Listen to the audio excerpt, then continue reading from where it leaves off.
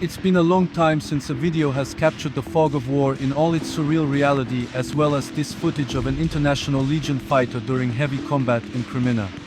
The soldier, armed with a designated marksman rifle, films himself caught out in the open between the Russian and Ukrainian zero lines. In an attempt to avoid the crossfire, he tries to pull back when a second fighter suddenly appears on screen. 6-3 shot on me! It's 6-3 shoot! Get down! No, it's friendly, it's friendly! Get down! 6-3 shoot on my position! 6-3 shoot on my position in border on the forest! The soldier wearing the camera gives his comrade a quick sit-rep to help him get his bearings. Friendly! Friendly! Yeah. Friendly! Friendly! I've just retreated from the front. Retreat this way? I was in the trench. I was digging. It strongly looks like a random encounter, and the two met by coincidence while making their way back to friendly positions. It also appears that the soldier wearing the camera was in possession of a radio and in contact with friendly forces who were directing heavy fire toward the Russians. However, it also appears that these friendly forces were temporarily firing on their position as well. The soldier repeatedly mentioned a friendly element with a call sign ending 6-3, stating that they were, in fact, the ones shooting at their location. The confusion of the situation became even more apparent when the second soldier seemed to have no idea where the friendly trench system was located. Where's the trench? Where's our trench? Yeah. Where? Follow this road. After the first soldier gave him directions, they parted ways, each crawling toward their intended position, further underscoring the fact that this was a chaotic, random encounter under partial friendly fire in the fog of war. I don't know about you, but this video strongly reminded me of a particular scene from HBO's Band of Brothers, Episode 2, Day of Days, to be precise. Namely during the Battle of Breakour Manor, where there was a nearly identical encounter between two airborne soldiers that unfortunately didn't end well. Do you remember the scene? Let me know in the comments. This is some equally intense helmet cam footage of a Ukrainian assault on well-prepared, fortified Russian positions that has been sitting on my hard drive for quite some time. Somehow, for some reason, I never had the chance to share it with you until now. What's interesting about it is that it shows an event that occurs definitely more often than you think in combat, but of which images or videos have rarely been published until now. The footage shows two Ukrainian soldiers armed with M16 rifles in a combat situation where they seem to be at a disadvantage. Their behavior quickly shifts from attempting offensive actions to clearly defensive conduct. Then suddenly, this happens. The helmet camera worn by the soldier in front is shot off by incoming Russian fire. While this was definitely what you could call $1 million shot and most likely saved him from the bullet, this actually still happens more often than you'd think, for one simple reason. In most cases, helmet cameras increase the profile and silhouette of the helmet, which means the camera can end up sticking out from behind cover. However, that wasn't all for the soldier. Just as his battle buddy threw a grenade toward the Russians to give him and his comrade a bit of relief, another unexpected thing happened. The soldier was either hit by a drone-dropped grenade, or the ammunition in his bag ignited and exploded due to another hit. While the previous clip was archival footage from Ukraine's failed 2023 counteroffensive, this here is fairly recently released first-person footage showing Ukrainian Special Forces hunting Russian sabotage and reconnaissance groups during a clearance operation in Yampil located in Donetsk Oblast. The men arrived at their objective in Humvees and quickly jumped into the battle, indicating that they had solid intelligence on the houses where the Russian infiltrators were hiding. This intel most likely came from previous drone observations, as is typical at this stage of the war. A Russian FPV drone disrupted the flow of the operation, and one Ukrainian Special Forces operator was wounded. However, he was quickly evacuated from the hot zone and sheltered in one of the Humvees. This gives us the opportunity to take another look at the Humvee, which has been heavily covered with nets for protection against drones. While Russian drones definitely disrupted the Ukrainian operators to some extent, they didn't seem to have any effect on the overall operational pace, as the men kept advancing in search of the hiding Russians. What stands out to me here is that the village is still relatively intact, and the houses haven't yet been largely destroyed by artillery, airstrikes, or drones. Unfortunately, the likelihood that this will change is very high. As in all operations conducted in urban or semi-urban environments, the men had to proceed carefully, since not only drones but also booby traps and cornered armed Russians pose a significant threat. Here we have another instance of the soldiers letting their rifles do the looking by firing. The Russian infiltrators, however, didn't feel much like fighting that day, and several of them surrendered to the Ukrainian Special Forces and were taken prisoner. Here we see the Ukrainian Special Forces operators instructing one of the Russians to come out with his hands visible. This is to make sure he isn't holding a weapon or an unpinned grenade. The footage actually continues a bit longer, but I'll leave it at this for now, as there's still more footage to go over. This Russian quad with a trailer either triggered several mines or managed to evade countless drone drops. Whatever the case, it resulted in the creation of an impressive albeit short video. On closer inspection, it even appears to have been a combination of mines and drones, which if you ask me makes the whole thing even more impressive. This is, by the way, what it looks like when you have to cross one of those kill zones in Ukraine that have been mentioned so often in the media lately. The constant surveillance and pressure can easily cause soldiers to make mistakes, and here we see two Russian vans colliding and crashing as they were being chased by a Ukrainian drone.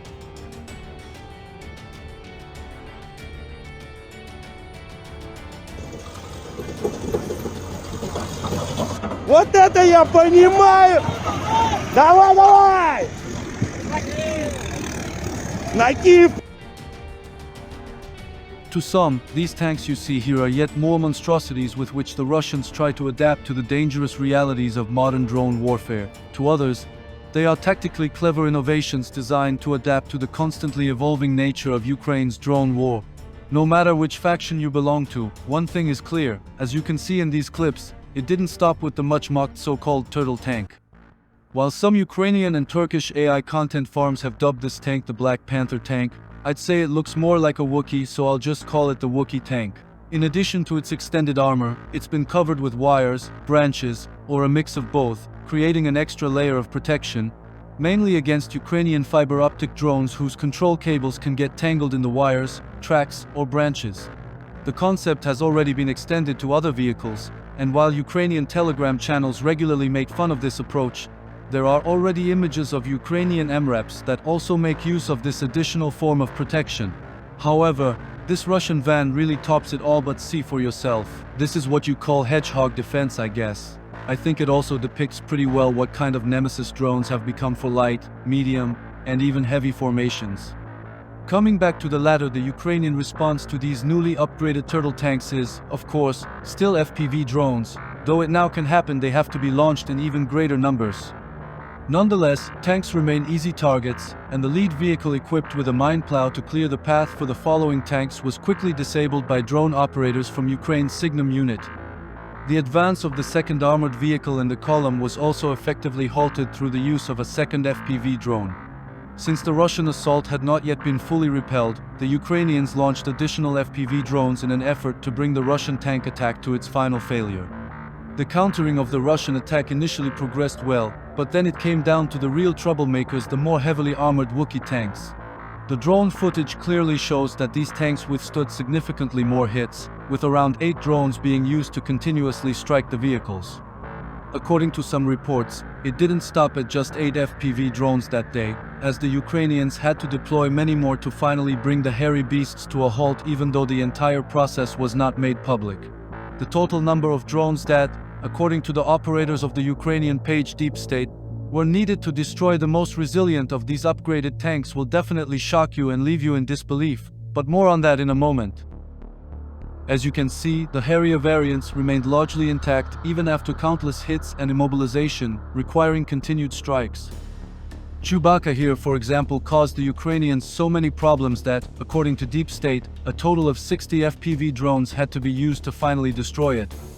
This was because, according to them, it was initially quite difficult to find a weak spot, as the tank had essentially been transformed into a moving, hairy bunker. Therefore, it had to be shaved first so the operators could get a better idea of where to strike it, and yes, this is the same tank as before, just shaved now. Here we have an immobilized, earlier variant of a turtle tank, whose armor was reinforced with wooden logs. The vehicle was quickly used by Ukrainian drone operators for target practice. At first, there were a few drone drops with little effect, followed by FPV drones. As a result, the vehicle eventually caught fire. The drone operator's attention then shifted to 2 Russians a bit north of the burning vehicle, who must have fled from it. The two men quickly became the target of an FPV drone, which hit one of them while the other avoided the strike. However, I would like to ask for your understanding that I can only show such footage on Telegram. When another FPV drone hit the burning tank but came to rest on the ground in front of it without exploding, two more Russians crawled out from under the tank and tried to escape. However, due to the difficult terrain, this proved challenging, and after some back and forth, they sought cover in the thicket right next to the tank, where they were soon attacked by drones. Once again, I ask for your understanding that I neither can nor want to show such footage publicly. However, while I believe it's important for people to see the unfiltered reality of this war, Telegram serves as a good compromise in this case. While the fact that a modified Wookiee turtle tank managed to withstand 60 FPV drones might sound like a major success for the Russians, the number of such mechanized assaults appears to be steadily decreasing. The current focus remains on smaller infantry pushes. The footage you're seeing here also shows why, even though turtle tanks can take quite a beating, they remain vulnerable. On the Ukrainian side, only the volume and intensity of the strikes need to be slightly increased, and even such attacks quickly lose their impact. Here, a Russian MRAP reinforced with makeshift armor demonstrates this perfectly. While it definitely looks like a hard nut to crack, the vehicle can be destroyed like any other. Once the drone operators score a mobility kill, they just have to stay consistent with their strikes. A combination of drone drops and FPV drone strikes is used here, and after a total of about 5 to 6 hits, the effort pays off and the vehicle is destroyed. Not only was the footage produced during this process impressive, but so was the resilience of this particular MRAP.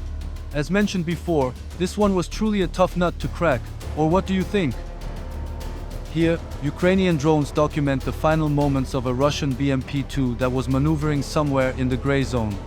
Two FPV drones hit the IFV and set it ablaze.